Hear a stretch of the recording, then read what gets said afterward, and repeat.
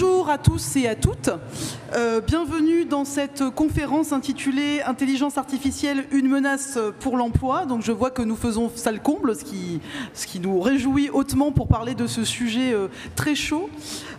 Alors je vais commencer donc par vous présenter nos différents intervenants, puis je ferai une rapide introduction et je donnerai ensuite la parole pour une dizaine de minutes à chacun de nos intervenants. Et ensuite nous aurons un débat avec vous, avec la salle. Donc vous aurez un numéro sur lequel vous pouvez poser vos questions par SMS, donc n'hésitez pas.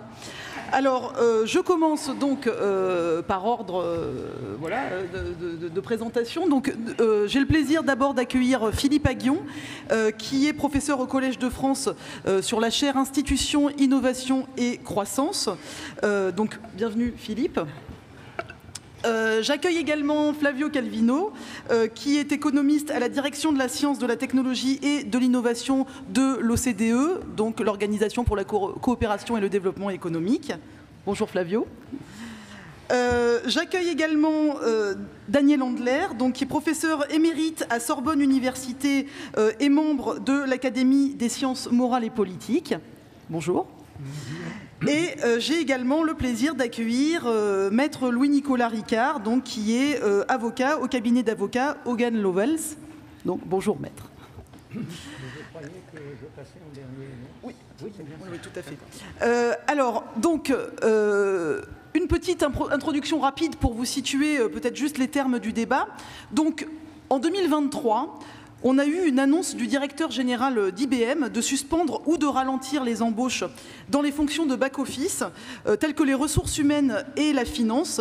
Et il a déclaré à Bloomberg, à l'agence Bloomberg, « Je pourrais facilement voir 30% de ces postes remplacés par l'IA et l'automatisation sur une période de 5 ans. » Donc ça vous pose le décor. Effectivement, on entend un nombre croissant d'annonces qui concernent des possibles suppressions d'emplois liées à l'intelligence artificielle. Alors certes, la question de l'automatisation et de l'emploi n'est pas une question nouvelle, elle se pose déjà depuis longtemps. On peut penser même à Keynes, au chômage technologique, ou à Leontief, donc ce n'est pas une question nouvelle, mais l'intelligence artificielle va plus loin. C'est la capacité d'une machine de reproduire un comportement humain intelligent, et donc elle ne se contente pas d'automatiser des tâches physiques, elle participe à la production d'idées et de solutions nouvelles, et donc elle introduit une dimension cognitive inédite à la machine. Et donc, une parfaite illustration de ce fait, c'est l'émergence de l'IA générative, qui est une forme en fait, d'intelligence artificielle qui, elle, a le pouvoir de créer du contenu et de synthétiser des idées. Et c'est typiquement le type de travail qui est effectué par des cadres moyens et supérieurs. Donc la nouveauté, c'est qu'effectivement on se dit que des emplois et des cols blancs peuvent être touchés. Donc on a 3 collègues économistes, Felton, Raj et Siemens, qui constataient justement en 2021 que les professions en col blanc qui nécessitent des diplômes avancés étaient les plus exposées à l'intelligence artificielle. Et selon la Society for Human Resources Management, les emplois transformés par l'intelligence artificielle toucheront notamment les cols blancs, les analystes financiers qui étudient les tendances de marché, les avocats, les développeurs de logiciels ou les experts en ressources humaines, pour ne citer qu'eux. Donc face à ce potentiel, plusieurs questions se posent. Est-ce que l'IA aura un impact sur l'emploi qui sera comparable à celui des précédentes révolutions industrielles? Est-ce qu'il y a encore une place pour le travail humain? Et quels sont potentiellement les emplois les plus à risque de disparition? Donc pour discuter de tous ces sujets, je donne tout d'abord la parole à Philippe Aguillon, qui va nous expliquer quelles leçons on peut tirer des expériences passées, de l'automatisation passée, et ce que disent les travaux empiriques récents sur l'intelligence artificielle. Merci beaucoup. Voilà, Céline, merci beaucoup d'avoir organisé cette table ronde. Donc je vais parler un petit peu. Donc, je veux dire juste quelques mots sur l'IA. Ça, c'est un rapport qu'on a remis sur l'IA, l'intelligence artificielle, au président de la République en mars dernier, avec Anne Bouvreau et toute la commission IA. En fait, si vous voulez, d'abord, il faut savoir qu'il y a eu des révolutions technologiques avant l'IA. Hein. On a eu la machine à vapeur au 19e siècle. Il y a eu la révolution de l'électricité au début du XXe, et puis la révolution des TIC. Et chaque fois qu'il y a eu une révolution industrielle, il y a eu la crainte de chômage de masse. Quand il y a eu la révolution de la machine à vapeur, il y a eu le mouvement des Luddites, des Luddites, je ne sais pas comment on prononce Luddites, donc, qui était un mouvement donc, ouvrier en Angleterre, de gens qui avaient peur de devenir redondants à cause de la machine à vapeur, qui avaient peur pour leurs emplois. Et en fait, la révolution de la machine à vapeur n'a pas produit de chômage de masse. Ensuite, quand il y a eu la révolution de l'électricité, Keynes prévoyait chômage de masse aux États-Unis. Et il n'y a pas eu chômage de masse non plus. Quand il y a eu la révolution des technologies de l'information, les robots, il y avait un candidat aux élections présidentielles en 2017 qui proposait de taxer les robots, parce qu'il disait les robots, ça va détruire beaucoup d'emplois. Et donc là, en fait, il y a une vision pessimiste qui est de dire, et l'IA, il y a la même chose, il y a la crainte que l'IA détruise beaucoup d'emplois et que essentiellement ça détruise des emplois. Alors la vision pessimiste, c'est de dire eh bien, que l'IA va détruire, comme les autres, va détruire beaucoup d'emplois. Et moi, ce que je vais expliquer, c'est que comme la révolution des technologies de l'information, ça crée plus d'emplois que ça n'en détruit. En tout cas, c'est un potentiel de création d'emplois. Mais c'est un optimisme raisonné, c'est-à-dire que je pense qu'il faut des institutions adaptées pour pouvoir tirer parti du potentiel d'emploi des révolutions technologiques. Donc ce n'est pas la technologie qui est en cause, c'est les mauvaises institutions, si on ne sait pas mettre les bonnes institutions en face de la technologie. Alors voilà, donc ça, je vais d'abord montrer que je parle d'un travail qui a été fait avec Céline, avec Xavier Jaravel et Simon Bunel, et on regarde l'effet de l'automatisation sur l'emploi à partir d'une base exhaustive d'entreprises françaises, et on se rend compte, et on compare l'évolution de l'emploi dans une entreprise qui adopte l'automatisation à une entreprise semblable qui ne l'adopte pas. Et on voit que les entreprises françaises qui automatisent, elles créent des emplois. Alors on a une mesure d'équipement industriel ici. Là, c'est une mesure d'automation qui est due à Acemoglu Restrepo. Acemoglu a eu le prix Nobel d'économie cette année. Il a beaucoup travaillé sur l'automatisation. Et là, c'est la robotisation. Et vous voyez que les entreprises qui robotisent, elles créent des emplois. Alors vous allez me dire, mais c'est quand même curieux, parce qu'en même temps, les robots remplacent des humains. Alors en fait, c'est la raison est la suivante, c'est que les entreprises qui automatisent, elles deviennent plus productives. Comme elles deviennent plus productives, elles deviennent plus compétitives. Et donc, elles augmentent le marché pour leurs produits mondialement. Et donc, il y a une demande plus grande pour leurs produits, et donc elles embauchent davantage. Et ce qui est intéressant, c'est que cet effet de productivité l'emporte sur l'effet de substitution. Ça, c'est vrai pour l'automatisation, les robots. Et qu'en est-il pour l'IA? Donc ça, c'est assez intéressant parce que les gens ne savent pas. Et peut-être que c'est à cause de cet effet de productivité que la révolution de la machine à vapeur n'a pas produit de chômage de masse et que la révolution de l'électricité non plus n'a pas produit de chômage de masse. Peut-être qu'à l'époque également, l'effet de productivité était là pour plus que compenser l'effet de substitution. D'accord? Alors maintenant, qu'en est-il? Et d'ailleurs, on le voit, les entreprises qui automatisent, elles voient leur chiffre d'affaires augmenter. Et elles voient, ça c'est à gauche, et à droite, elles voient leurs exportations augmenter. Voyez, et donc, il y a une demande pour leurs produits, et donc elles créent de la vente. Alors, qu'est-ce qu'il en est pour l'IA? Eh bien, l'IA, on a dans le cadre de ce rapport pour Macron, on a fait une enquête annuelle, on a reposé sur une enquête annuelle, et donc on a demandé des questions, on a fait donc une enquête qui couvrait 9000 entreprises françaises de plus de 50 employés, et on compare l'évolution de l'emploi dans les entreprises qui adoptent de l'IA entre 2018 et 2020 à des entreprises similaires en tout point, mais qui n'adoptent pas l'intelligence artificielle avant 2020. Donc on a un groupe de traitement, un groupe de contrôle, d'accord. Et ce qu'on trouve, c'est que eh bien, les entreprises qui adoptent l'IA sont également créent de l'emploi. Vous voyez, je veux dire, c'est comme pour les robots. D'accord? Donc, nous, on pense que c'est à nouveau un effet de productivité. D'accord? Alors, ce qui est intéressant, c'est que l'effet n'est pas uniforme sur tous les emplois. Par exemple, les emplois administratifs, clercs de bureau, etc., là, l'effet n'est pas positif. Donc, il y a des emplois pour lesquels l'effet est positif, des emplois pour lesquels l'effet est moins positif ou même négatif. Donc, ce n'est pas uniforme sur tous les emplois. C'est globalement positif, mais cet effet positif n'est pas uniforme sur tous les types d'emploi. Je ne veux pas être trop long, et ça fait écho à une étude, ça fait écho à une étude qui s'appelle Generative AI and Jobs, qui est une étude du Bureau international du travail, et qui disent, voilà, on va décomposer des emplois en tâches. Et il y a des tâches plus ou moins exposées à l'IA, d'accord, qui ont plus de chances d'être remplacées par l'IA générative. Et ils décomposent et ils donnent des notes, vous voyez. Ils disent, voilà, les tâches qui ont peu de risque d'être remplacées par le chat GPT, je mets une petite note, moins que 0,5. Ceux qui ont un risque médian, je mets entre 0,5 et 0,75. Et ceux qui ont un haut risque de remplacement, je mets au-delà de 0,75. Et vous voyez là, ce qui est très intéressant maintenant, si vous voyez la figure du haut, c'est les jobs managériaux.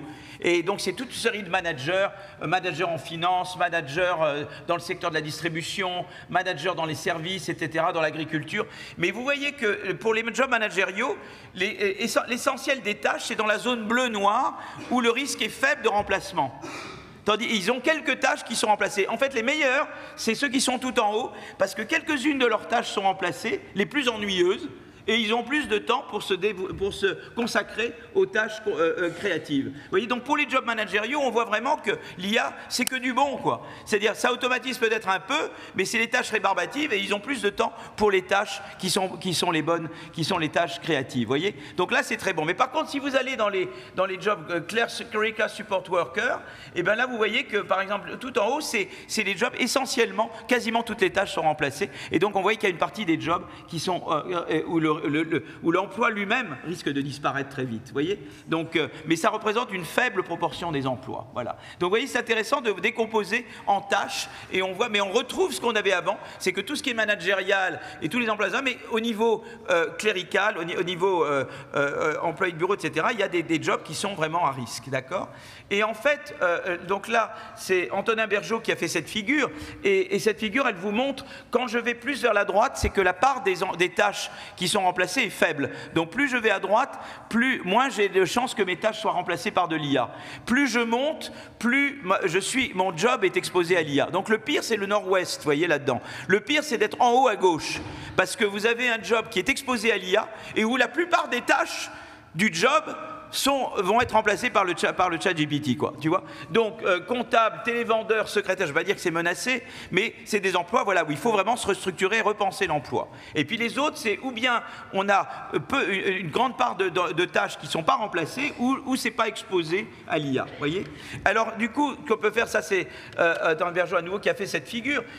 Tu pars du haut à droite et tu dis comptable. Comptable, c'est très exposé. Télévendeur, secrétaire. Tu arrives à secrétaire et déjà là, tu es dans une zone où l'emploi est quand même essentiellement préservé, et tu as, en fait, c'est 10% des emplois où là il faut vraiment travailler très dur, quoi. Il faut être sûr que l'emploi est préservé, et donc on voit que, si vous voulez, c'est vrai qu'il y a des emplois menacés, mais ces emplois menacés, c'est moins de 10% des emplois, voilà, d'accord. Et après, dès qu'on passe secrétaire, la plupart des emplois sont préservés. Donc en fait, ce que je veux dire pour conclure, c'est que il n'y a pas, on parlait de risque existentiel de l'IA, c'est-à-dire que l'IA tout d'un coup allait nous rendre tous redondants. Non, il n'y a rien de tel qu'un risque existentiel. Je ne crois pas que ça va générer de chômage de masse, de la même manière que la machine à vapeur, l'électricité et les technologies d'information n'ont pas généré de chômage de masse, mais ce qu'il faut, c'est adapter nos institutions. Qu'est-ce qu'il faut? Il faut d'abord un bon système éducatif. En France, on a des tests PISA qui tombent. L'école, il faut la réformer, et il faut qu'on améliore nos tests PISA. Il faut que l'école publique, eh bien, la promesse républicaine soit vraiment remplie par l'école publique. Là, il y a un énorme effort à faire. Et ensuite, il faut, parce qu'à l'école, on apprend à apprendre, on apprend à être adaptable. Quand on a eu une bonne éducation primaire, secondaire et début de undergraduate, on peut aller d'un job à un autre, parce qu'on apprend à apprendre, on est flexible, voilà, et ça c'est très important. Donc le socle éducatif, c'est très important, et par-dessus le socle éducatif, il faut avoir un système de flexi-sécurité danoise. Moi je trouve que les Danois, ils ont trouvé une solution formidable. Quand tu perds ton emploi au Danemark, pendant 2 ans, tu reçois 90% de ton salaire, et puis l'État t'aide à te former et à te retrouver un nouvel emploi. Et si tu refuses plus que 2 emplois dans ta qualification, à ce moment-là, les allocations chômage baissent. Je trouve que c'est un très très bon système, et Alexandra Roulet, ma collègue de l'INSEAD, a montré qu'elle a regardé la santé d'un travailleur danois dont l'entreprise ferme, donc cet employé perd son emploi, et il compare à un employé semblable en tout point, éducation, expérience, âge, d'une entreprise qui ne ferme pas ses portes. Et c'est donc du difference in difference. Avant, après que l'entreprise ferme, je compare le travailleur danois dont l'entreprise ferme au travailleur semblable dont l'entreprise ne ferme pas. Vous voyez qu'il n'y a aucun effet de perdre son emploi sur la consommation d'anti-anxiété ou de somnifères, etc. Alors qu'aux États-Unis, vous savez qu'il y a tout le phénomène que les gens prennent des opioïdes, des somnifères, le stress, etc.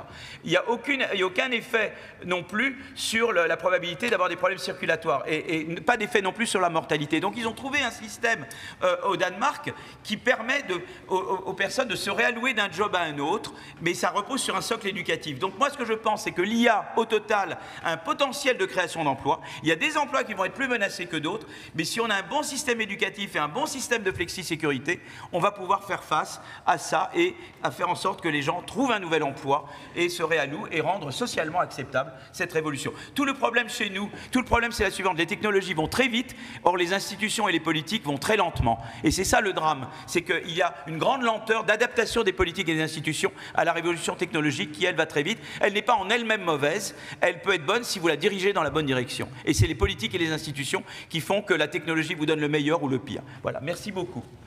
Merci.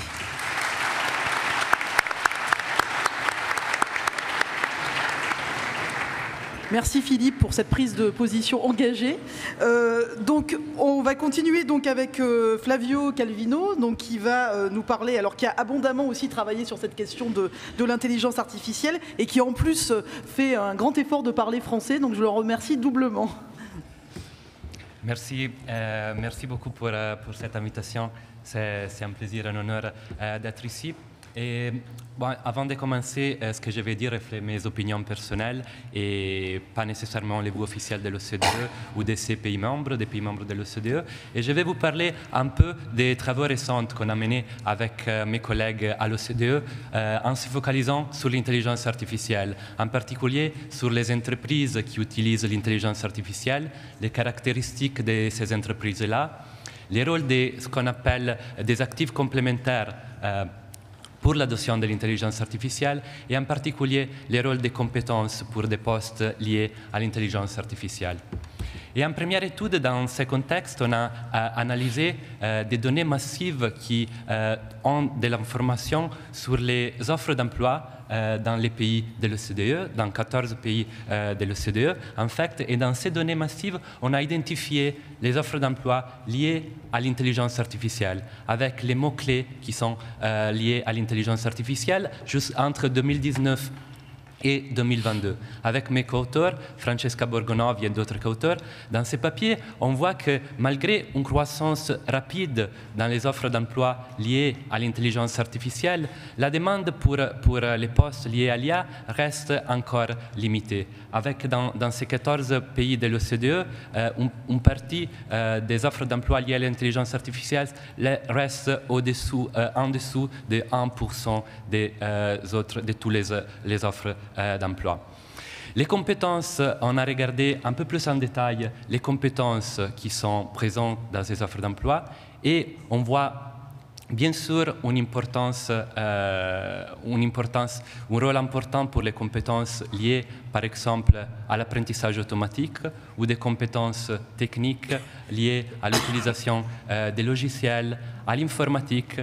Mais quand on regarde plus en détail les principaux employeurs aux États-Unis, donc les employeurs qui demandent la plupart, qui met en ligne la plupart des offres d'emploi pour l'intelligence artificielle,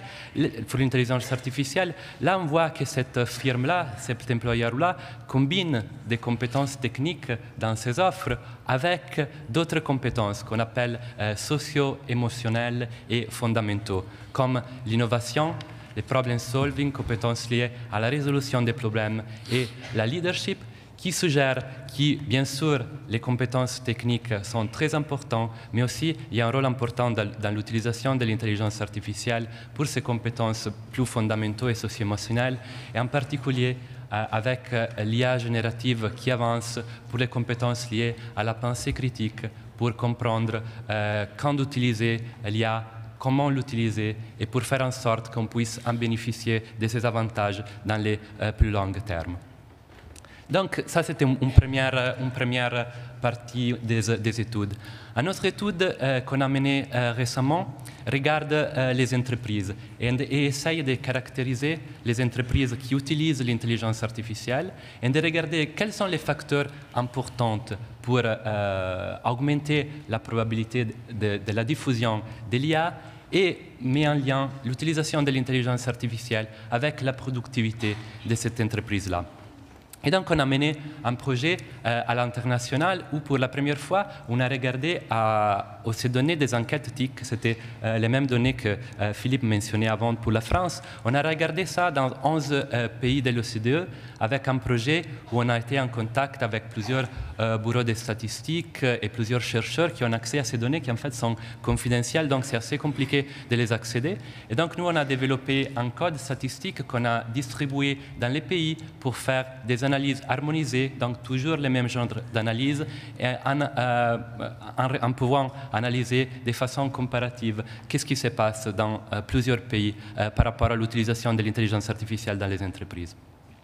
Ce qu'on voit, c'est que c'est les plus grandes entreprises qui ont une probabilité d'adopter l'IA la plus élevée. C'est les entreprises surtout dans les secteurs d'éthique, dans les secteurs des activités professionnelles, et c'est les entreprises les plus productives qui utilisent l'IA. On a regardé quels facteurs sont importants pour la diffusion de l'IA, et on voit qu'est-ce qu'on appelle les actifs complémentaires. Donc, l'infrastructure numérique, les capacités numériques, les capitaux humains, et en particulier les compétences antiques et la formation éthique sont des facteurs qui sont très importants pour faire en sorte que les entreprises utilisent l'intelligence artificielle. Après, dans des analyses complémentaires avec mes co-auteurs, Luca Fontanelli et d'autres co-auteurs, on a regardé plus en détail les cas de la France en utilisant toujours ces enquêtes TIC, mais en les combinant aussi avec d'autres données, par exemple la DADS qui contient des informations sur la sécurité sociale, sur les travailleurs ou les bilans des entreprises. Et avec Luca, Elena Verdolini, Chiara Criscuolo, Lionel Nesta, on a un papier où on regarde les rôles des compétences et quelles sont les occupations qui sont liées à l'adoption de l'intelligence artificielle. Et ce qu'on voit, c'est que les ingénieurs TIC jouent un rôle essentiel, bien sûr, pour l'adoption de l'IA en France, mais aussi d'autres compétences sont aussi importantes. Et ce qu'on voit que c'est important, c'est de distinguer des différentes typologies de firmes qui utilisent l'intelligence artificielle. Il y a les firmes qui achètent l'IA par d'autres entreprises et les entreprises qui développent l'IA dans leur propre entreprise. Et donc, pour ces développeurs, encore une fois, on voit qu'un groupe plus large, un éventail plus large d'occupations, pas seulement les ingénieurs antiques, mais aussi d'autres ingénieurs ou des professions intellectuelles supérieures, jouent un rôle important pour la probabilité d'utiliser l'intelligence artificielle. Après, on a regardé plus en détail le lien entre l'utilisation de l'IA et la productivité. Et dans les pays, dans les études que j'ai mentionnées à l'avance avec Luca Fontanelli, A Portrait of AI Adopters Across Countries, ça c'est les titres de ces papiers, un document de travail de l'OCDE, on voit que les entreprises qui utilisent l'IA sont plus productives des autres entreprises. Mais en fait, quand on tient en compte, on prend en considération aussi le rôle de cet actif complémentaire, donc des compétences, des capacités numériques, de l'infrastructure numérique, les primes de productivité des utilisateurs de l'intelligence artificielle diminuent, se baissent. Ce qui suggère qu'en fait, probablement, cette entreprise-là, il y a une question de sélection. Donc, c'est déjà les entreprises les plus productives, les plus avancées dans leur capacité numérique qui adoptent l'intelligence artificielle à la base. Et peut-être pas encore un impact direct de l'intelligence artificielle sur leur productivité. Mais encore une fois, on a fait une analyse plus détaillée pour la France, où on a pu combiner l'enquête TIC avec les bilans des entreprises françaises.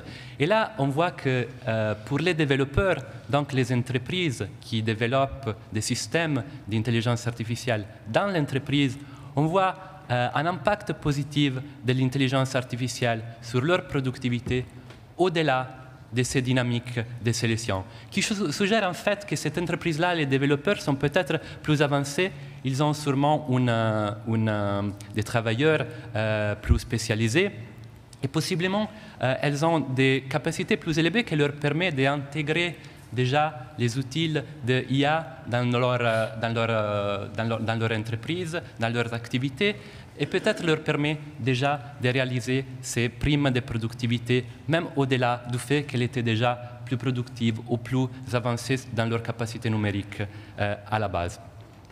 Après, peut-être je vais mentionner rapidement une autre étude qui n'est pas forcément liée à l'intelligence artificielle, mais qui s'est liée au sujet de notre discussion aujourd'hui.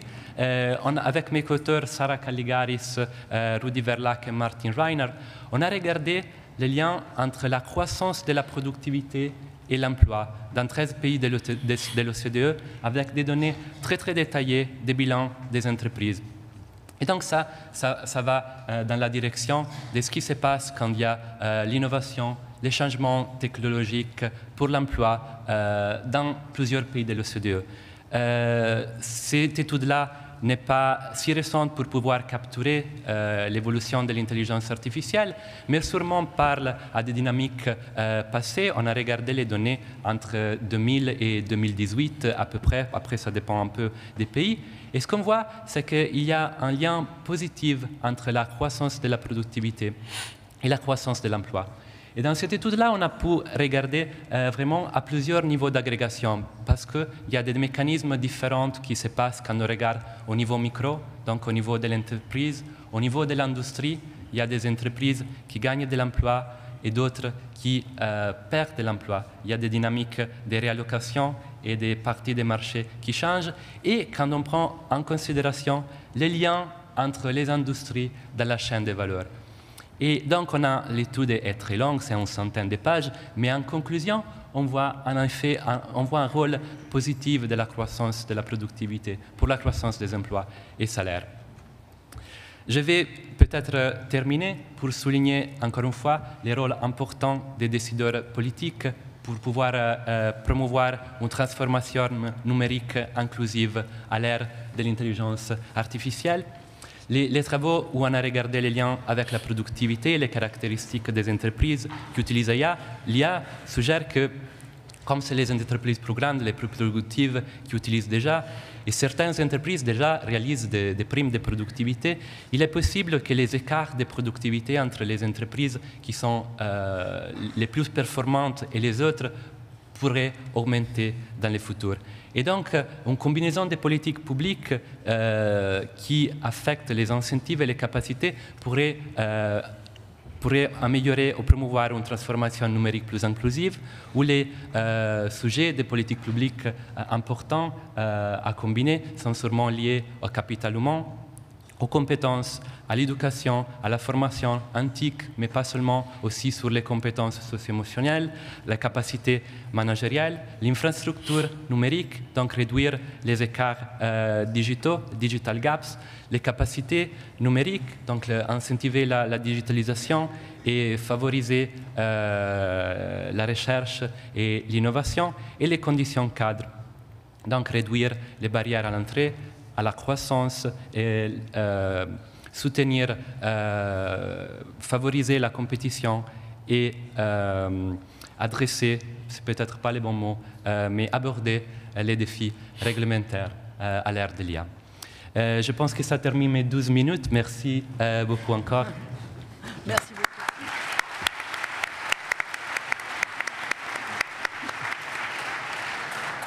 Merci beaucoup Flavio. Alors je passe maintenant la parole à Louis-Nicolas Ricard, donc alors on est particulièrement heureux en plus parce qu'on a un juriste parmi nous, et c'est vrai qu'on aime beaucoup au cours de ces journées de l'économie faire dialoguer les économistes avec les juristes, les philosophes, et donc on est particulièrement content d'avoir sur ce sujet qui est quand même un sujet concret et qui va avoir un impact sur nos vies du quotidien, d'avoir un témoignage justement notamment des métiers juridiques. Et donc est-ce que vous pouvez nous expliquer en quoi quoi justement l'IA va bouleverser la profession de juriste. Qu'est-ce qu'on observe déjà dans votre métier? Donc qu'est-ce que vous pouvez nous dire? Merci pour votre invitation. Alors, je vais peut-être prendre un micro parce que je ne suis pas sûr que ma voix porte si haut. Je suis là. Bonjour à tous et toutes. Merci encore pour votre invitation. Je vais commencer avec 2 questions. Il faut bien s'approcher du qui ne sont pas des prompts, je vous rassure. Est-ce que je suis le seul juriste dans la salle? Bien, donc ça confirme ma rareté. Deuxième question, plus facile. Qui parmi vous a déjà utilisé une intelligence artificielle? Voilà. Donc on est grosso modo à 75%. Donc on est déjà dans le concret. Ça confirme bien ce que je suis venu vous dire ici, c'est que nous aussi, nos métiers, on est confrontés au quotidien à cet usage. Et la question n'est pas tellement de savoir, même si j'y répondrai aussi, si l'emploi est affecté, c'est comment est-ce qu'on la gère au quotidien. La question de l'emploi, elle est importante, mais elle est aussi secondaire par rapport à l'usage que ça crée. Alors déjà, pourquoi l'intelligence artificielle dans les professions juridiques? Je suis assez content de voir que dans le premier intervention, tous les tableaux, sondages présentés montraient les juristes en bonne position sur la longévité du métier. Donc on n'est pas inquiété a priori par l'intelligence artificielle. Pourtant, la question se pose. On a quand même déjà des anecdotes de plusieurs juristes qui viennent dire oh, c'est super, ça permet de faire le travail des plus jeunes.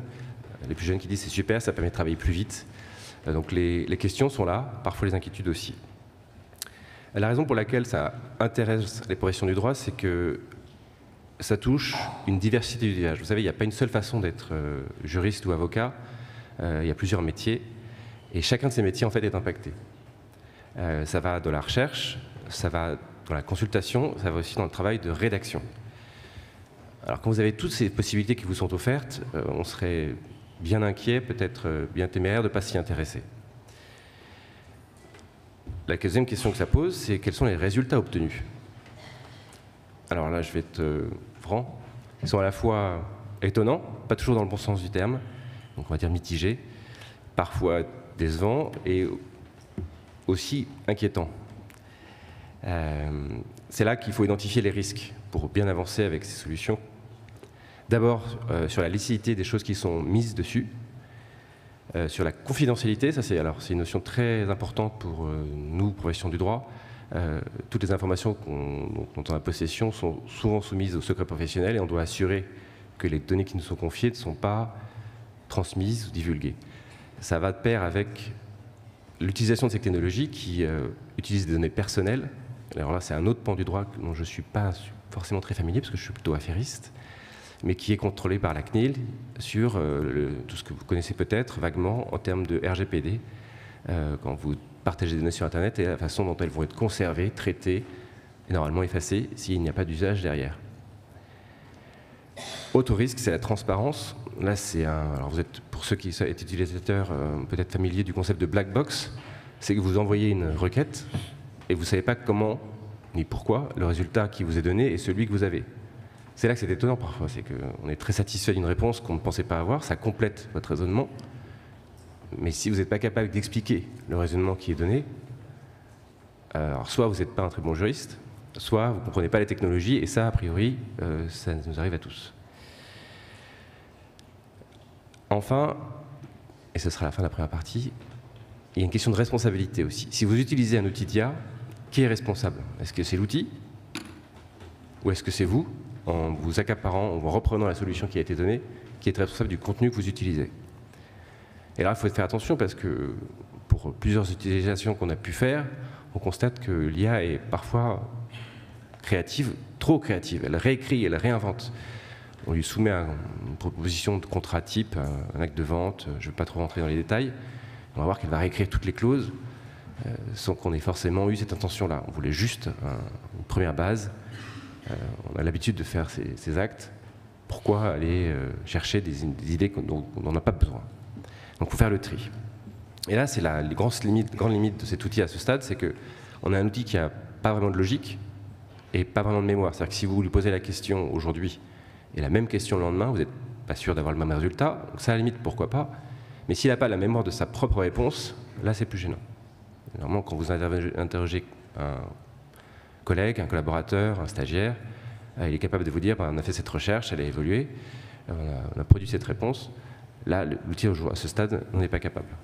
Toujours, principe de black box, on ne sait pas s'il se sert de ce qu'il a conservé, comment il l'a conservé, ou s'il a repris autre chose pour faire une autre réponse. Bon. Deuxième partie de mon intervention, ça va être du coup pour qui? Alors j'ai posé la question tout à l'heure, on ne peut pas dire que c'est pour réserver à des opérateurs chevronnés, tout le monde veut l'utiliser, tout le monde y a accès. Donc en fait, il faut, là je rejoins ce qui a déjà été évoqué, organiser son utilisation. Là-dessus, ça va prendre du temps. Donc soyez rassurés, en termes d'emploi, il y a encore beaucoup de questions qui vont se poser, beaucoup de questions qui vont occuper de longues heures de travail. Donc on a là-dessus aussi de bons augures. En revanche, il y a un aspect de formation. Là, la formation, elle est concrète pour ceux qui sont déjà confrontés à ces solutions. Comment est-ce qu'on intègre cet outil dans nos usages quotidiens, et surtout comment on prévient ceux qui vont nous rejoindre de la bonne façon d'utiliser. Vous pourrez constater que je pense que toutes les entreprises, tous les cabinets ont une solution désormais d'intelligence artificielle interne. Pourquoi interne? Parce que ça veut dire que toutes les informations qui sont envoyées dessus restent au sein de l'entreprise. C'est la première garantie qu'on demande en fait à un outil d'un agent conversationnel. Troisième point, et ce sera le mot de la fin avant de peut-être épiloguer sur des exemples un peu plus concrets, c'est sur les usages. Là, je vous parlais de traduction, de consultation, de rédaction. Tout ça, ça reste quand même un usage intéressant. J'ai dit intéressant dans la mesure où il ne faut pas se réfréner de l'utiliser. Ce ne sera vraiment pas le message que je veux donner. Au contraire, il faut l'entraîner, voire même l'entraîner sur ses peurs, c'est-à-dire sur des résultats dont on sait que l'IA va vous donner des résultats biaisés, erronés, malheureusement parfois inventés. Et c'est là le plus critique. Et garder en fait cette transparence. Transparence vis-à-vis de vous-même, savoir que vous avez utilisé un outil d'intelligence artificielle. Transparence vis-à-vis de la personne à qui vous déployez le résultat que vous utilisez. Ça va de soi, mais c'est mieux en le rappelant. Et transparence aussi vis-à-vis de notre métier, des clients, c'est-à-dire indiquer qu'on utilise leurs données, ou en tout cas qu'on consulte sur leurs questions en utilisant parfois ces outils. Alors ça ne veut pas dire sur l'ensemble du point, parce que, comme je l'ai déjà dit, elle est incapable de vous faire donner un avis. Elle vous reproduira un avis généré sur la base de consultation. Et encore une fois, il faut bien s'interroger quelles sont ses sources. Ça, c'est notre principale peur, en fait, c'est qu'on n'a jamais les sources. Et enfin, le coût. On parle de formation, on parle de technologie. Il faut savoir que toute technologie a un coût. Je sais qu'elle est proposée gratuitement sur toutes sortes d'applications. En vérité, c'est un investissement. Et derrière, quand on veut la professionnaliser, on se rend compte que les coûts, pour tous les éditeurs, par exemple juridiques qui le proposent, sont assez significatifs. Donc gardez à l'esprit aussi qu'il y a un coût pour économique et un coût écologique aussi, mais ça, je ne m'attarderai pas dessus. Donc ce que je veux dire sur la fin, c'est que oui, on l'utilise sur certains outils, à des fins bien circonscrites, avec toujours ce mot d'ordre en tête. Alors c'est en anglais, mais je vous le traduirai comme ça, ne jamais croire l'IA sur parole. C'est paraît simple, mais parfois ce qui est trop beau pour être vrai n'est pas vrai, tout simplement.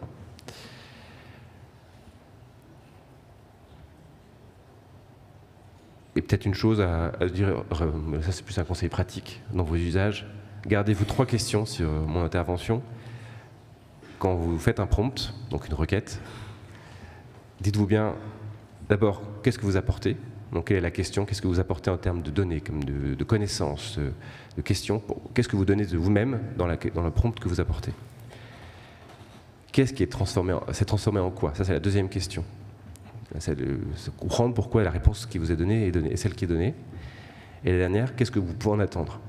Et là, c'est revenir à l'esprit critique. Donc dire toujours que d'accompagner cet outil avec votre intelligence, à vous, qu'est-ce que vous pouvez en attendre?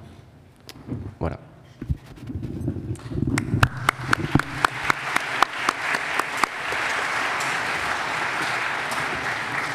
Merci beaucoup. Alors je vais à présent passer la parole à Daniel Handler, donc qui est alors qui a ce double profil de mathématicien et de philosophe qui nous intéresse particulièrement sur la question de l'intelligence artificielle.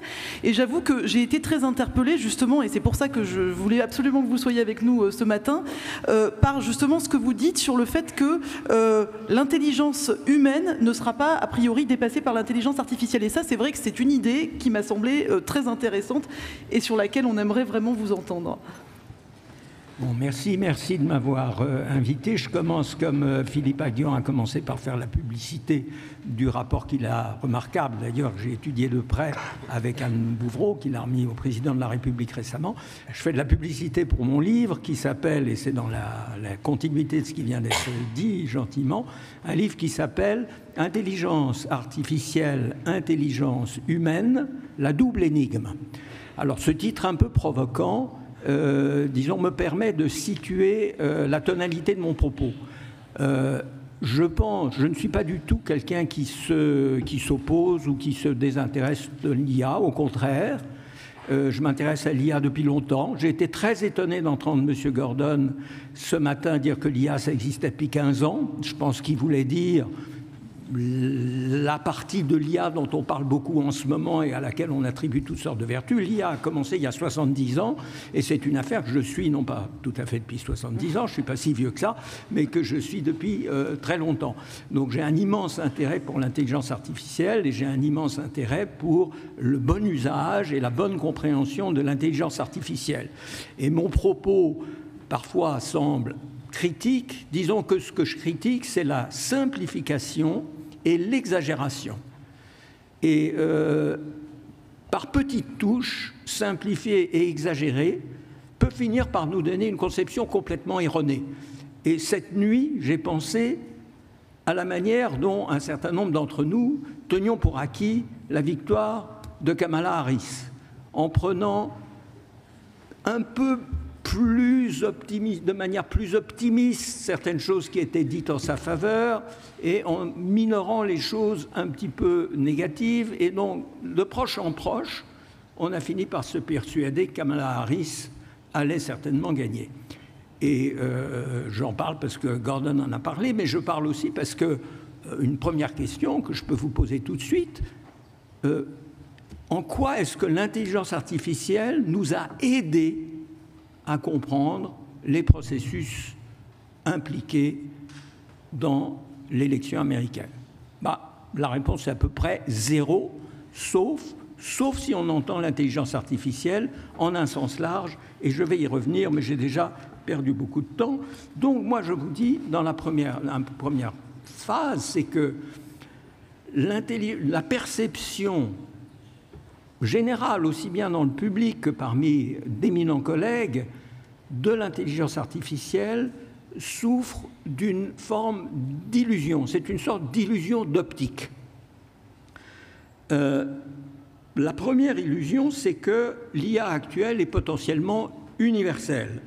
Je ne parle pas de la mythique intelligence générale artificielle qui nous est promise depuis longtemps, mais qui n'existe pas encore, qui serait un système d'intelligence artificielle qui résoudrait n'importe quel problème, qui se pourrait accomplir n'importe quelle tâche cognitive. Alors ça n'existe pas. Non, je ne parle pas de ça.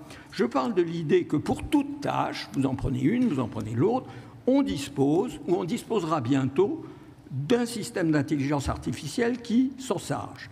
C'est-à-dire l'IA est au fond pertinente dès aujourd'hui dans pratiquement toute activité intellectuelle et cognitive. Et là, je dis que c'est une illusion d'optique. C'est un petit peu l'effet du marteau. Vous savez, selon la maxime d'Abraham Maslow, pour qui possède un marteau, tout ressemble à un clou.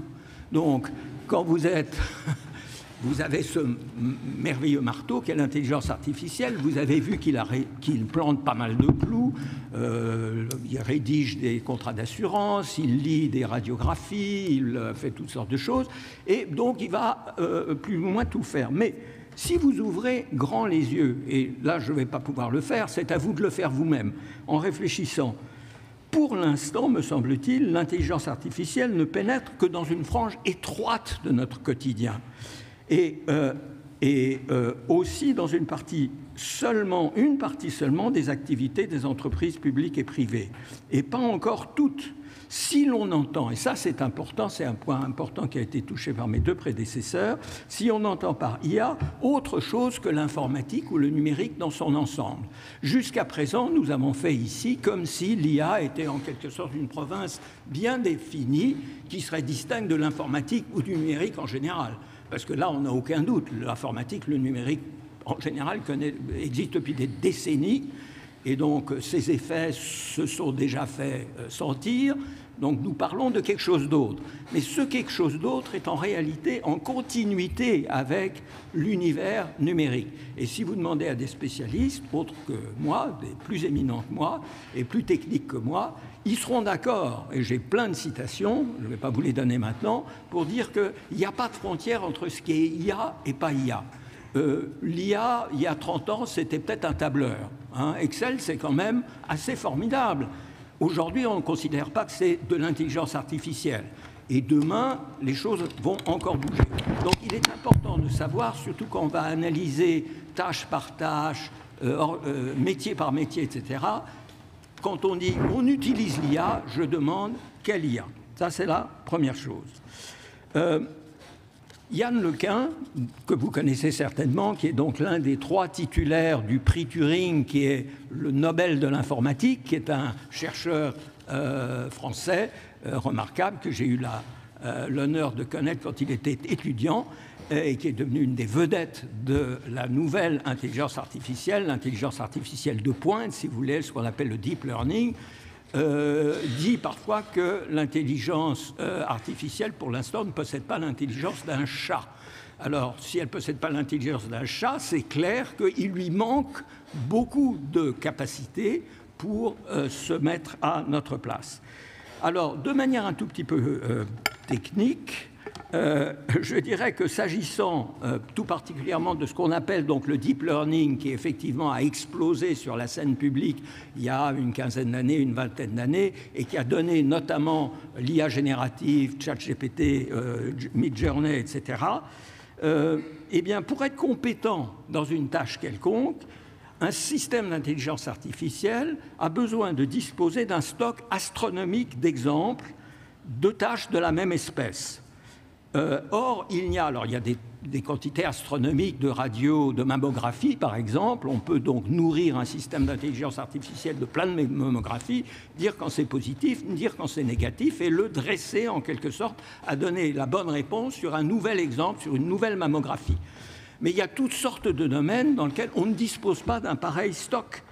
Et en plus, les domaines où on dispose de stock considérable, suffisant pour entraîner un système d'intelligence artificielle de forme deep learning, eh bien, n'a pas forcément de grande valeur ajoutée.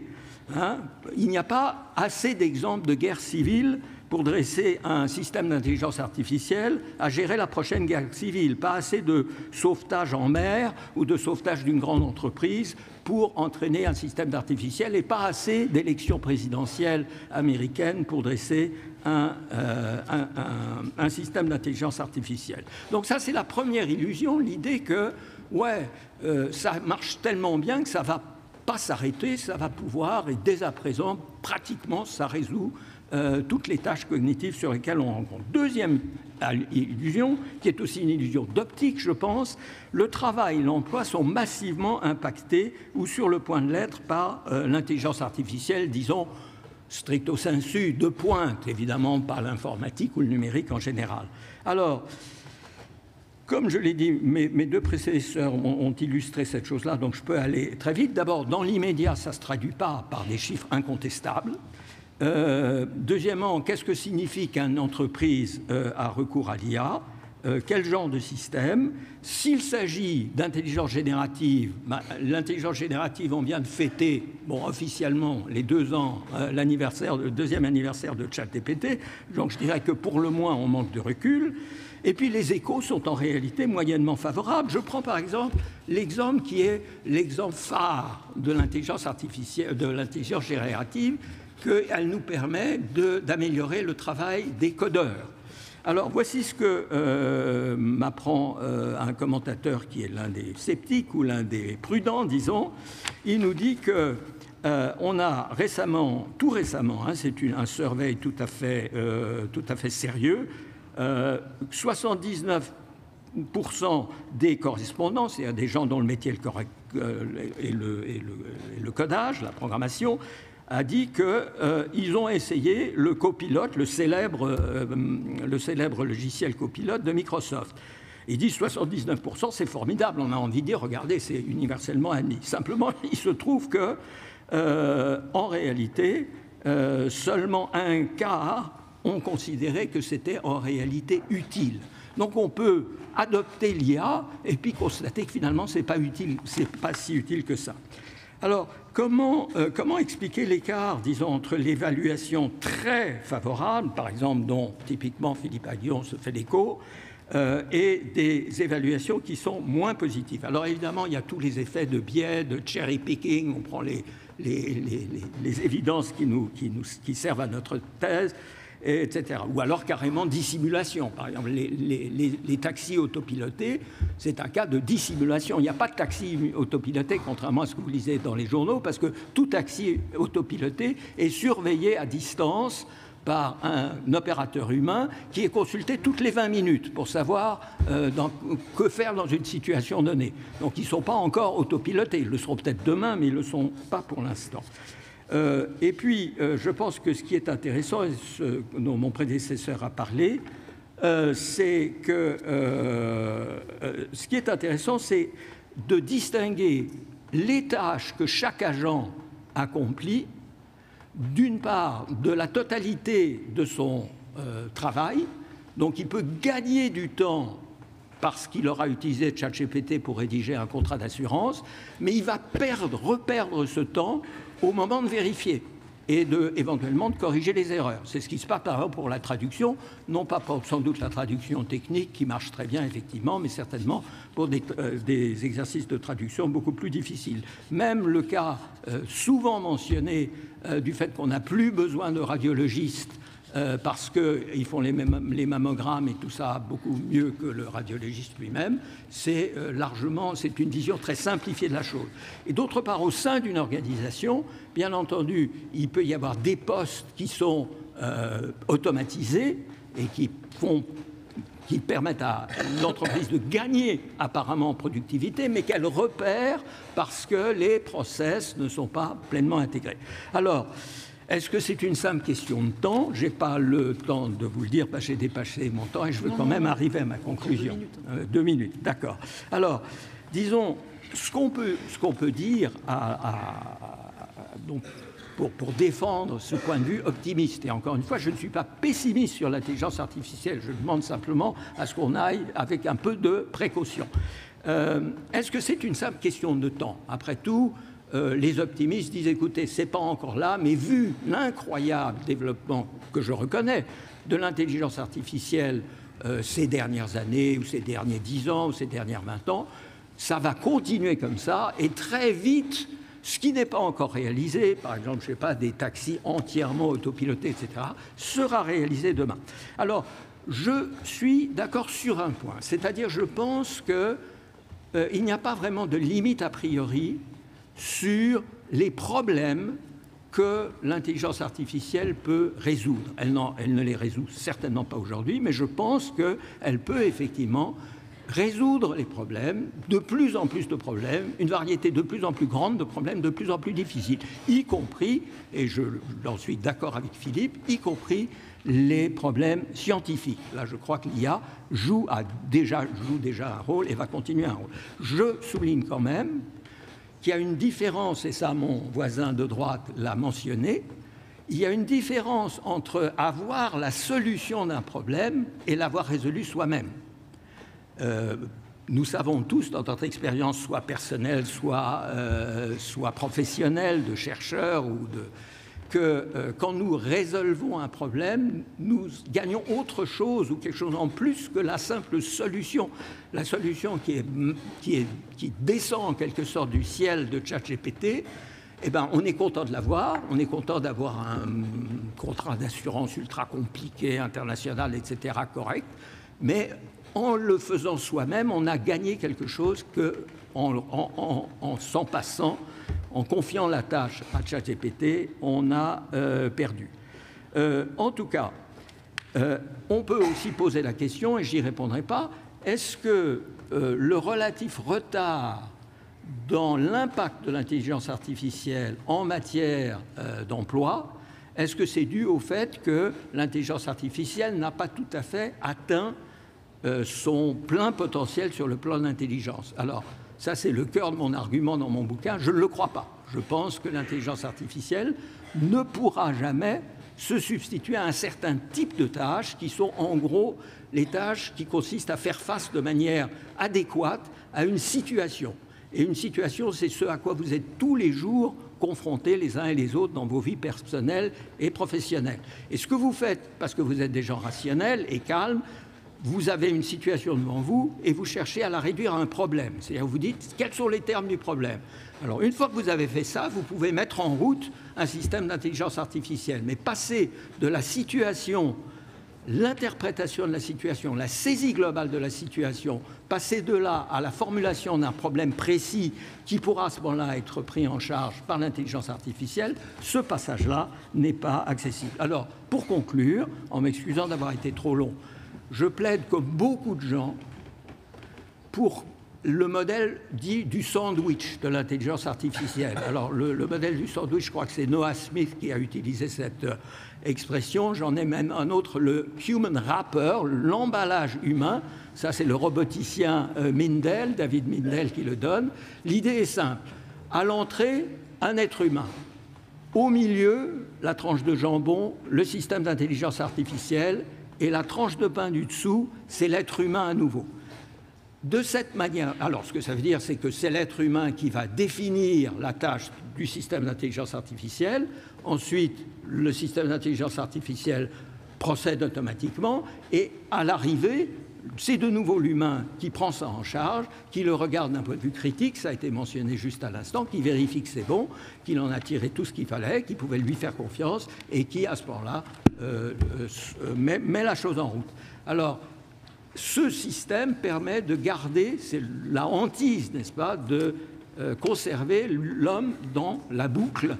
Et je pense que cette manière, ce modèle du sandwich, qui est le modèle, si vous voulez, et ça a été mentionné à un moment ou à un autre, le modèle de l'intelligence augmentée plutôt que l'intelligence autonome, c'est une réorientation du but, si vous voulez, de la finalité de l'intelligence artificielle comme programme de recherche et programme technologique, s'orienter vers le développement d'outils aux mains des utilisateurs humains plutôt que d'un remplacement, une automatisation intégrale de l'humain dans l'exercice de sa pleine intelligence. Merci. Pardon. Merci.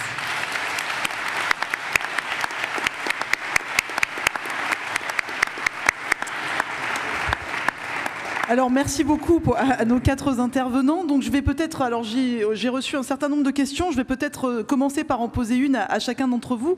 Donc, d'abord, à Philippe Aghion, une question un petit peu technique, entre guillemets.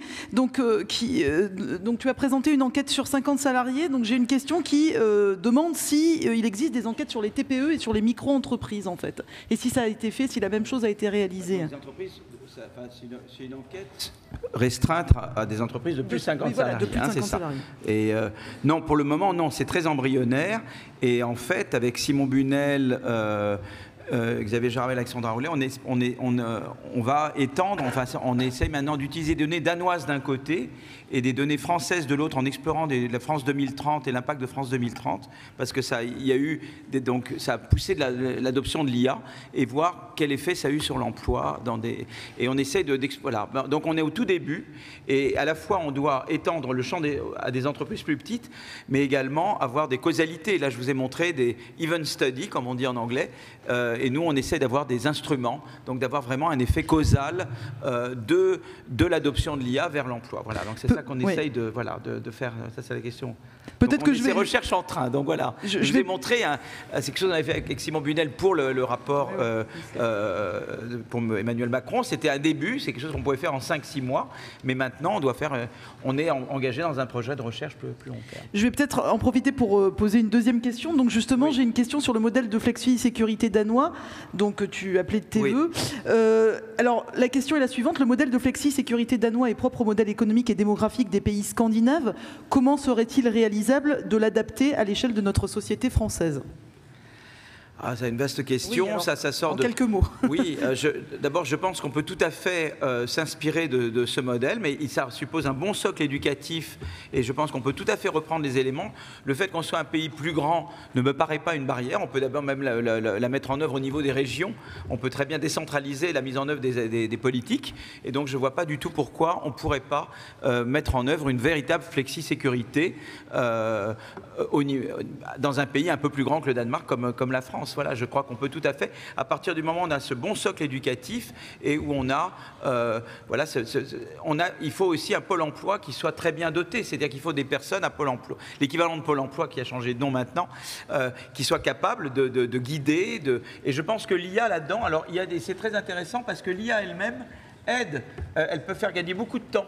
Et en fait, il y a maintenant des études qui montrent comment l'IA peut rendre beaucoup plus efficace des pôles emploi, des agences. Et donc, il y a des études très, très intéressantes que je n'ai pas eu le temps de mentionner. Et justement, dans la flexi-sécurité elle-même, l'IA peut vous aider à mettre en œuvre un système de flexi-sécurité. Parce qu'on peut très rapidement traiter les cas faciles et se concentrer sur les cas difficiles. Et ça, l'IA peut énormément vous aider. Et donc, il y a eu des études là-dessus, justement, dont je n'ai pas le temps de vous parler ici, qui montrent l'impact de l'IA dans l'organisation du marché du travail. Ils sont très intéressantes. Flavio connaît certainement également. Et vous également, Daniel.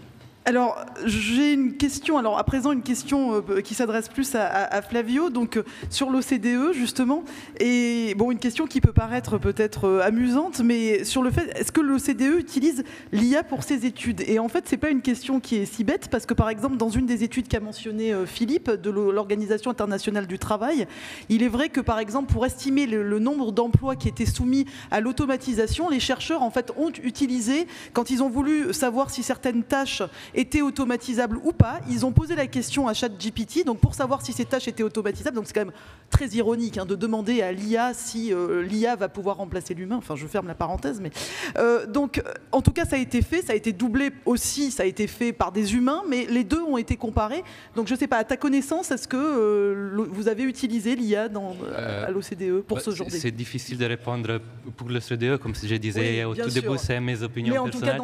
Mais en tout cas dans mes travaux personnels, non, j'ai travaillé sur l'intelligence artificielle, sur plusieurs perspectives, mais pas en utilisant l'intelligence artificielle pour les travaux. Il y a des études où on a utilisé des algorithmes de classification pour des NLP, de Natural Language Processing, pour mieux classifier les textes. Donc ça, c'est plutôt lié à l'intelligence artificielle plus prédictive, donc les algorithmes de machine learning. Mais dans mes travaux personnels, pas l'intelligence artificielle générative. Par contre, de l'autre côté, l'OCDE est en première ligne. Elle propose les principes qui encouragent une utilisation de l'IA qui sont innovantes et dignes de confiance à l'international, en proposant ces principes intergouvernementaux pour une croissance inclusive, le respect des droits, la transparence, l'explicabilité, la robustesse, sûreté et sécurité, responsabilité dans l'utiliser l'intelligence artificielle en général. Merci. Alors, peut-être une question aussi qui s'adresse essentiellement à mes deux collègues économistes. Quid d'un accroissement des inégalités à cause de l'IA entre les détenteurs de capital et les gens qui travaillent? Parce que c'est vrai que ça pose également cette question de l'accroissement des inégalités et aussi de la part du travail dans la croissance. Donc je ne sais pas si Flavio, tu veux en dire un mot, ou Philippe? Flavio, peut-être? Est-ce que tu peux répéter la question? Oui, la question, donc, c'est sur la question du risque d'accroissement d'inégalité entre les détenteurs de capital, donc ceux qui fabriquent l'IA quelque part, et ceux qui travaillent, qui vont l'utiliser, et du coup de la question de la part du travail ou du capital dans la croissance. Je vais répondre dans la mesure de ce qui se lie aux études qu'on a fait, peut-être passer la parole après. Comme je disais peut-être un peu avant, ce qu'on voit, c'est que c'est les entreprises les plus productives déjà en général qui peut-être sont ceux qui utilisent l'intelligence artificielle, et on commence à voir un effet positif sur la productivité, au moins pour certaines entreprises. Et on sait que dans les longs termes, il y a cette divergence des inégalités qui augmente entre les entreprises plus productives qui continuent à croître, et cet écart entre les plus productives et les autres qui continuent à s'élargir. Et donc, dans ces mesures-là, peut-être l'intelligence artificielle, ça pourrait être un facteur qui pourrait faire augmenter ces écarts des inégalités entre entreprises, qui après est sûrement lié à des questions des inégalités entre les salariés. Et comme je disais avant, des politiques publiques orientées à soutenir l'innovation, la diffusion, les capitaux humains, l'absorptive capacity, la capacité d'utiliser ces outils, pas seulement pour les entreprises au top, mais aussi pour les autres entreprises et les travailleurs dans ces autres entreprises, ensemble, aux conditions cadres et la compétition pourraient être des facteurs qui pourraient aider à faire en sorte que ces inégalités n'augmentent pas beaucoup dans le futur. Merci beaucoup. Philippe, peut-être un mot ? Je voulais juste rajouter un truc sur les inégalités. Donc, je crois beaucoup dans ce qui vient d'être dit. Ça peut accroître les inégalités entre entreprises, mais au sein de l'entreprise, il y a eu une chose intéressante. Une étude de Brynjolfsson, qui est un économiste à Stanford et de co-auteur, qui ont regardé l'effet de l'adoption de l'IA sur disons, ce qui se passe pour les employés, sur la productivité des employés d'une entreprise américaine qui conseille des PME américaines sur l'adoption de software. Voilà. Donc, cette grande entreprise américaine qui fait partie du Fortune 500, du Fortune 500, parmi les 500 entreprises américaines les plus performantes, elle s'occupe de donner des conseils à des PME américaines sur comment adopter du software. Et donc, en général, les employés sont philippins dans cette entreprise, et on appelle et on a donné accès aux employés philippins au ChatGPT, et ils sont devenus plus productifs. Mais ce qui est intéressant, c'est que c'est ceux qui étaient le moins productifs initialement qui ont gagné le plus en productivité.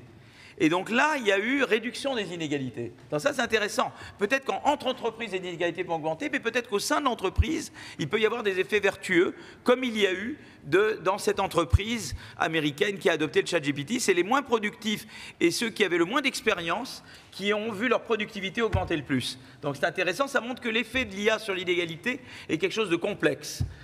Ça peut l'augmenter d'un côté et réduire de l'autre. Et l'effet total est incertain pour le moment. Si je peux rajouter juste un point sur ça, que je suis assez d'accord, je connais assez bien l'étude, mais peut-être ça permet de réfléchir aussi sur ce qu'on ne sait pas encore par rapport aux effets de l'IA sur la productivité des travailleurs. Et comme Philippe disait, il y a plusieurs études qui montrent ces dynamiques-là, que les travailleurs les moins productifs sont ceux qui ont l'air de bénéficier le plus. Mais peut-être quelque chose qui n'est pas encore exploré à fond, c'est les dynamiques de court terme vis-à-vis les dynamiques de long terme, qui peut-être se lie à ce que Daniel était en train de dire, parce que souvent ces études regardent des tâches assez spécifiques, donc un impact assez de court terme, mais peut-être, on ne sait pas, mais pour le long terme, la façon dans laquelle on utilise l'intelligence artificielle pourrait jouer un rôle important dans la capacité d'apprendre et réaliser ses avantages dans le plus long terme, quand comme il s'était dit, l'absorptive capacity, la capacité d'apprendre peut-être a un effet positif dans le plus court terme, mais apprendre vraiment et raisonner derrière avec un esprit plus critique peut être lié aux effets de plus long terme. Il manque, je pense, encore beaucoup d'analyses qui regardent dans ces cas, comme les données sont en train d'émerger et dans le futur, ça sera possible de distinguer de plus en plus les typologies de technologies qui sont utilisées par les entreprises, en distinguant mieux l'IA générative par rapport aux autres entreprises et les bouts pour lesquels les entreprises utilisent l'intelligence artificielle. C'est des données qui sont en train d'être disponibles maintenant et on va les analyser dans les prochains mois, j'espère. Oui, et si je peux rajouter, c'est vrai qu'on voit cet effet sur j'allais dire les moins bons qui allaient être mis à niveau par l'intelligence artificielle, mais potentiellement aussi un effet d'égalitarisme et d'égalisation entre les meilleurs et les moins bons. Enfin, c'est vrai qu'en tout cas, ça serait intéressant de creuser cet effet. Alors, quelques questions aussi pour Louis-Nicolas Ricard. Donc, une question sur le système pénal. Alors, je lis la question. On entend généralement que le système pénal français est surchargé, voire en retard. La solution de l'IA serait-elle efficace pour rendre des décisions ou traiter des faits mineurs plus rapidement?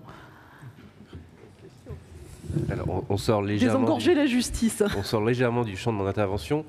C'est effectivement assez prometteur pour la théorie.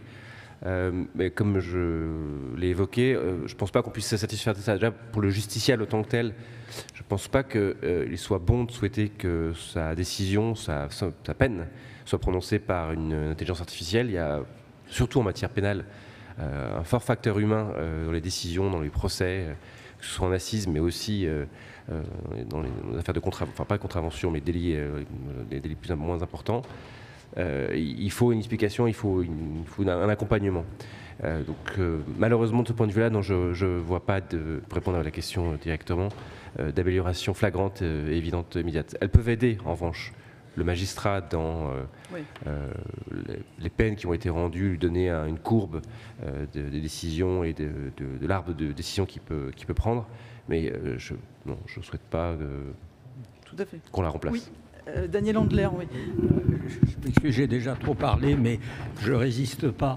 Le problème, et c'est très important ce qu'a dit Philippe aussi, il a dit il y a les cas simples, n'est-ce pas, puis les autres cas, en matière de Pôle emploi, par exemple. C'est effectivement une très bonne méthodologie approximative. Il y a les cas simples, ceux-là on peut les régler très rapidement avec l'aide de l'IA, et puis les autres, on se réserve pour les cas difficiles.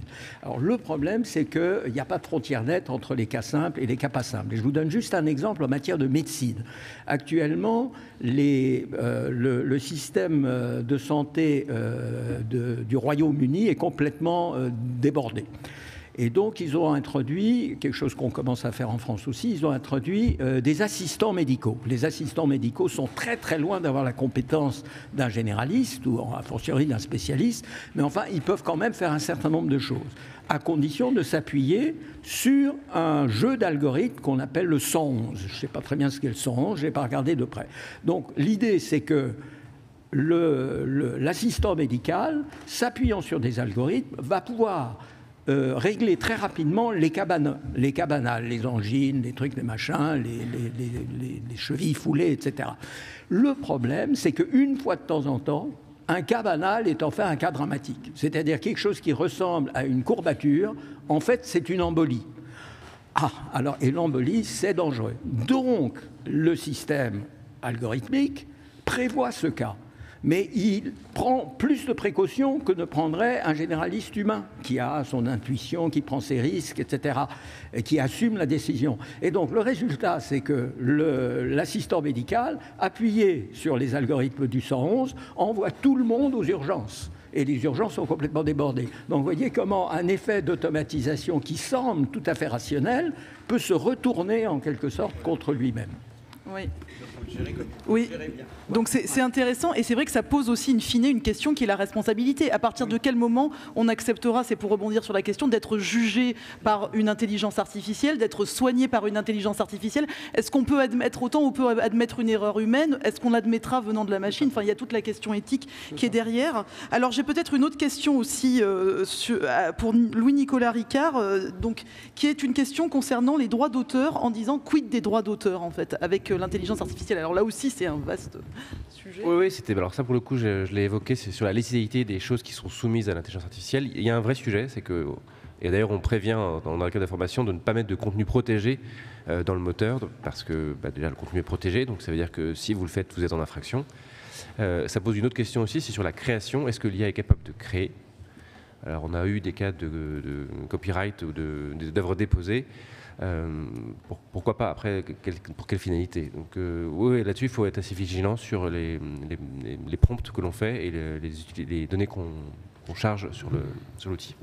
Alors, quelques questions pour Daniel Handler à présent. Donc une première question qui vient d'une enseignante en fait et qui dit à l'heure de l'intelligence artificielle, donc je résume, comment développer l'esprit critique parce que c'est ce qui risque le plus de se perdre et elle parle en particulier même des bacheliers.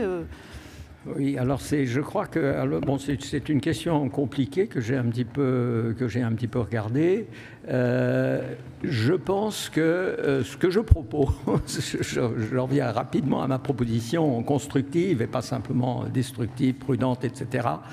Ma proposition constructive, ça consiste à développer en parallèle un enseignement s'appuyant sur l'IA et de manière générale, sur le numérique en général, et un enseignement qui s'en passe complètement. Ça permet donc à la fois aux élèves et d'ailleurs aux professeurs de s'adapter au monde qui vient, celui dont parle Philippe Aghion, enfin un monde qui vient effectivement dans lequel ces technologies numériques, IA comprises, IA avancées comprises, jouent un rôle absolument fondamental et vont donner un avantage compétitif aux personnes, aux agents qui la maîtrisent et aux organisations qui la maîtrisent. Donc il est indispensable d'introduire ces technologies franchement sans réticence dans l'enseignement, mais en parallèle, il faut que les étudiants et d'ailleurs les enseignants aussi continuent de conserver et de développer leur capacité proprement humaine qui comprend justement le sens critique, la bonne manière de développer ces outils technologiques et ainsi de suite. Et ce bilinguisme, si vous voulez, techno et non techno, me paraît être la solution. Alors ensuite, au niveau de l'implémentation pratique, je reconnais que c'est un peu compliqué. Je voulais absolument, je crois beaucoup dans ça. Je crois que je suis très pour les technologies et l'innovation, mais je suis très conservateur pour ce qui concerne l'école. Je pense que c'est très important que les élèves retrouvent la capacité de raisonner.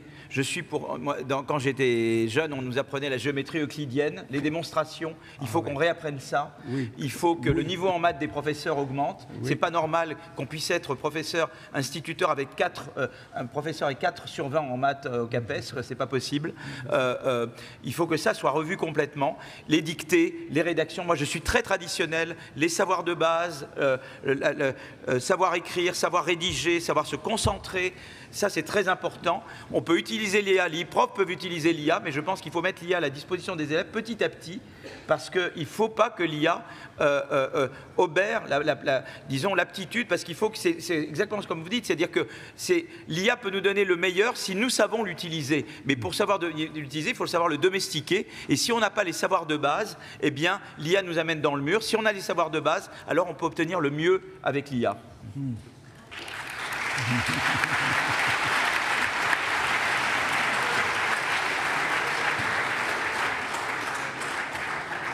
Alors, une nouvelle question pour Daniel Handler. Donc alors, que pensez-vous des déclarations de Sam Altman, le Chief Executive Officer de OpenAI, concernant l'apparition d'ici environ 1000 jours d'une intelligence artificielle qui possédera des capacités intellectuelles supérieures aux capacités humaines? Complètement idiot. Alors, non, c'est un type manifestement très intelligent, c'est un entrepreneur, pas autre chose, c'est déjà très bien. Il n'a tout simplement pas réfléchi à ce que sont les capacités humaines. Les capacités humaines, c'est beaucoup plus que, comme je l'ai dit, de la résolution de problèmes. Alors, s'il veut dire qu'il y aura toujours davantage de problèmes qui seront résolus par l'intelligence artificielle et que dans 1000 jours, pourquoi pas 1000 jours, enfin c'est du bluff complet, il n'y a pas le moindre commencement d'une base à ce genre de prédiction. L'IA en est familière, moi j'en ai de l'IA symbolique des années 70, je me souviens qu'un philosophe, en plus c'était même pas un entrepreneur, un philosophe en 1972 ou 73, britannique, disait « Il faut que nous préparions le public britannique à l'idée que dans 10 ans, le Premier ministre de Sa Majesté sera un ordinateur. » Et ça, on est en 72. Donc, vous voyez, ce genre de promesses absolument folles ne cesse d'être produite par l'intelligence artificielle. Il a raison de dire qu'il va y avoir des progrès et que, notamment en matière de recherche scientifique, d'administration, de politique publique, etc., l'IA va probablement proposer des solutions qui, intelligemment utilisées, sollicitées, puis utilisées par l'être humain, permettront de faire des choses que l'être humain, sans ces outils, n'obtiendrait pas. Mais au-delà, il est dans la spéculation échevelée. Et il ne faut pas le prendre au sérieux. Alors, peut-être une question qui est importante. Quid de la dépendance aux technologies importées États-Unis, Chine, en termes de risques géostratégiques et économiques? Et donc, effectivement, ça pose la question de notre dépendance au système d'IA importé de l'étranger. Je ne sais pas si quelqu'un veut... C'est plutôt... Est-ce que Philippe, tu souhaites répondre à cette question de la dépendance au système d'IA importé de l'étranger? C'est-à-dire que, alors évidemment, pour le moment, on dépend. La puissance de calcul, elle est aux États-Unis, et donc voilà, et puis ils viennent s'installer. Et puis les Américains sont très malins. Amazon, par exemple. Nous, on a d'excellents chercheurs, d'excellents ingénieurs, d'excellents informaticiens. Et on ne sait pas quoi en faire en France, parce que rien n'est fait pour les aider.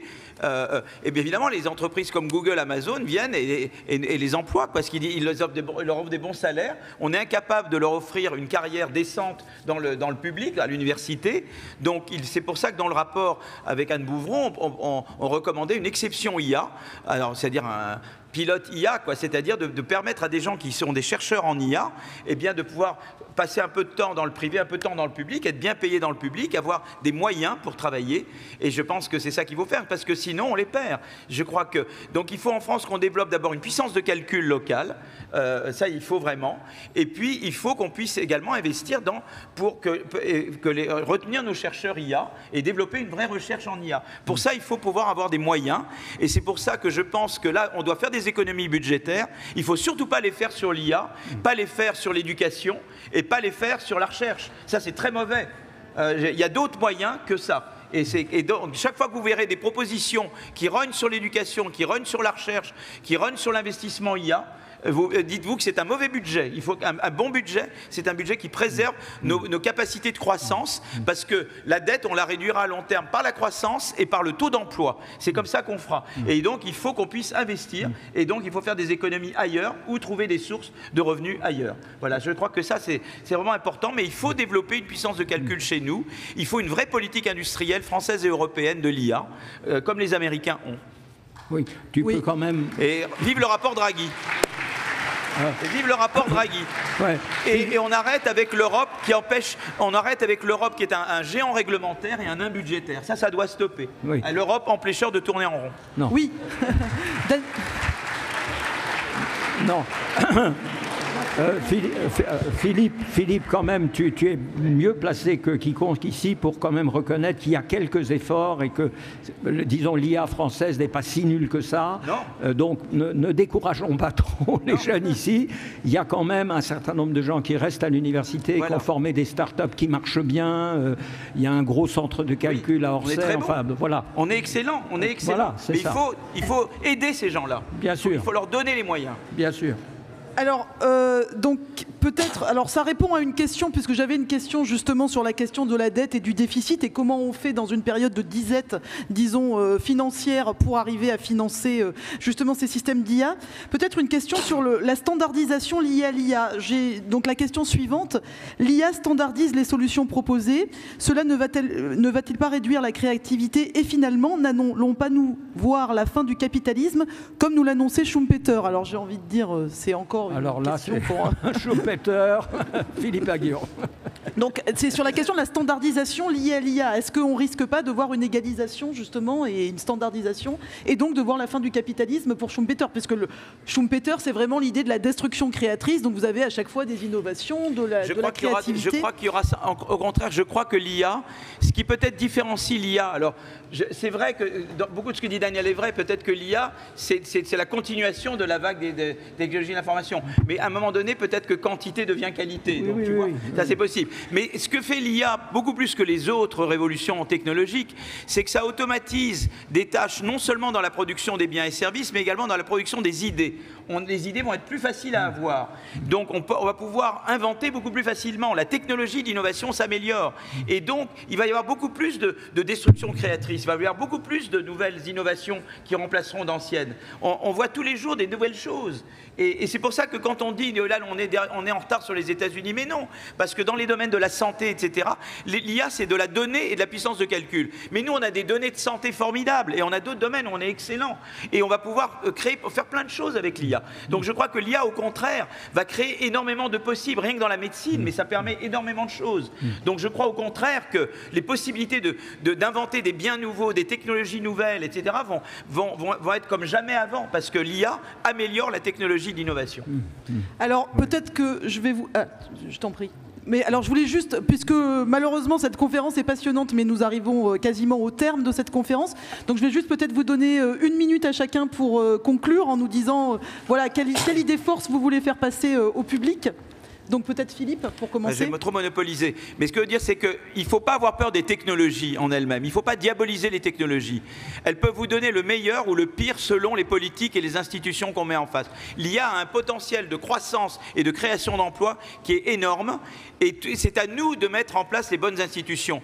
Concurrence, éducation, flexi-sécurité. Il faut que nous mettions en face les bonnes institutions et les bonnes politiques. Et si nous sommes capables de faire ça, alors on pourra tirer beaucoup de choses de l'IA. Mais c'est à nous de le faire. Voilà.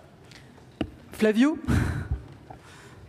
Oui, j'ai déjà parlé pas mal des rôles de ces actifs complémentaires, en particulier les compétences et la façon dans laquelle on utilise l'IA. On voit que c'est très important pour la diffusion de l'intelligence artificielle, mais aussi pour réaliser les primes de productivité qui sont importantes pour la croissance. Et je vais en profiter peut-être pour ajouter un dernier point assez lié à ce qui a été dit juste avant, que peut-être c'est aussi important de distinguer les types d'intelligence artificielle auxquels on fait référence. Par exemple, les machine learning, l'apprentissage automatique ont un certain potentiel pour des innovations des procédés, mais l'intelligence artificielle générative peut-être a d'autres potentiels qui peuvent être liés à la création de nouvelles idées. Les deux choses se combinent, mais peut-être il y a une certaine hétérogénéité dans la technologie qui, dans les études futures, pourrait être important de tenir en considération.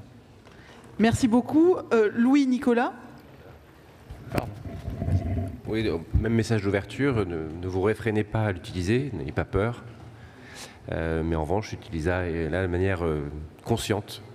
C'est-à-dire, comme je l'ai déjà dit, avec l'idée que ce que vous utilisez, ce que vous mettez dedans est conservé quelque part. Donc ne mettez pas n'importe quoi. Voilà. Mais ne vous réfrénez pas, surtout pas au contraire. Il faut l'enrichir, il faut que vous appreniez à l'utiliser pour mieux l'utiliser. Merci. Et Daniel ? Donc, deux idées qui sont en fait liées. La première, c'est que... S'il vous plaît, je vais juste vous demander un peu de silence, merci. Il y a encore beaucoup de confusion dans le public, mais pas simplement le public, une confusion assez générale sur ce qu'est l'IA, quelles sont ses ressources, d'où viennent cette intelligence ou ces effets d'intelligence. Par exemple, il manque quelques distinctions fondamentales entre les différents types d'intelligence artificielle. Il manque l'idée, qui apparemment n'est pas si répandue, les spécialistes savent tous que l'intelligence générative, l'intelligence artificielle générative, donne lieu à ce qu'on appelle techniquement les hallucinations, c'est-à-dire les moments où elle se gourre complètement, elle invente complètement. Et donc, dès que c'est crucial de ne pas inventer, c'est très embêtant de se reposer sur des outils d'intelligence générative. On peut éventuellement limiter les écarts, et les Sam Altman de ce monde pensent que le problème va être résolu l'an prochain. Moi, je ne pense pas qu'il va être résolu, je crois qu'il est substantiel, c'est un feature, c'est pas un bug, mais qu'on peut éventuellement le compenser par des systèmes assez compliqués, difficiles à maîtriser, etc. Mais enfin, ces idées-là, même un peu moins peut-être compliquées que je les traduis ici, doivent faire l'objet d'une éducation, en quelque sorte, très générale au niveau des écoles, au niveau du grand public, pour que les gens sachent ce qu'est l'intelligence artificielle. L'autre idée, c'est plus pour les philosophes que nous sommes tous, pas seulement les professionnels, c'est qu'en réfléchissant, et moi c'est ce que je fais depuis 40 ans, plus je réfléchis sur l'intelligence artificielle et plus ça me donne des idées et des questions sur l'intelligence humaine. Or, l'intelligence humaine actuellement est un petit peu malmenée. C'est une des raisons pour lesquelles l'école ne marche pas très bien, le sens critique, les démonstrations, etc., tout ça n'est pas... L'atmosphère n'est pas très bonne, en quelque sorte, pour l'étude et le développement de l'intelligence humaine. Et plus on réfléchit à ce que nous apporte l'intelligence artificielle, plus on se rend compte de ce qu'elle ne nous apporte pas, et plus on réfléchit à l'intelligence humaine et on commence à l'admirer, à vouloir la cultiver davantage. Voilà.